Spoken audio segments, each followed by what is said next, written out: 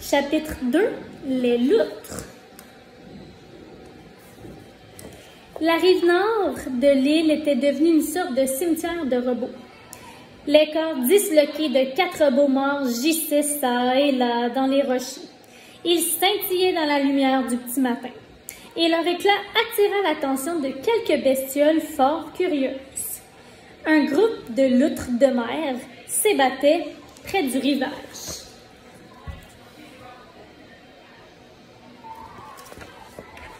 Lorsque l'une d'elles remarqua ces objets miroitants, toutes les loutres s'immobilisèrent et levèrent le nez au vent.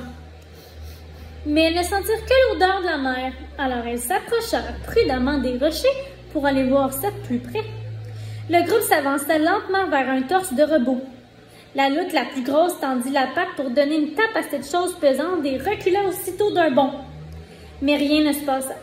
Alors le petit groupe s'avança vers une main de robot qui fut retournée par une deuxième loutre intrépide. Elle produisit un délicieux cliquetis sur les rochers. Ravis, les loutres se mirent à piailler. Elles se dissipèrent pour jouer avec des bras, des jambes, des pieds. On retourna des mains, d'autres mains. L'une des loutres découvrit une tête de robot dans une autre flaque. Toutes plongèrent et l'une après l'autre la firent rouler au fond de la petite mare. Puis, elles repérèrent autre chose. L'unique caisse intacte dominait le cimetière.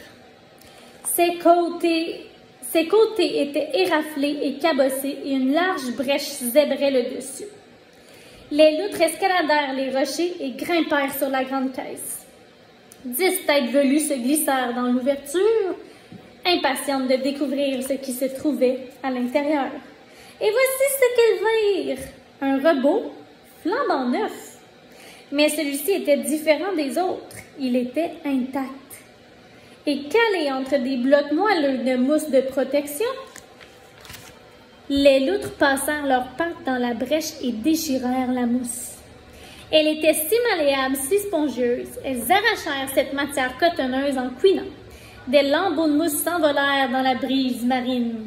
Au milieu de toute cette agitation, l'une des loutres pressa du bout de sa patte, par accident, un petit bouton important à l'arrière de la tête du robot. Clic! Les loutres mirent un moment à se rendre compte qu'il se passait quelque chose dans la caisse. Mais peu après, elles entendirent un petit vrombissement.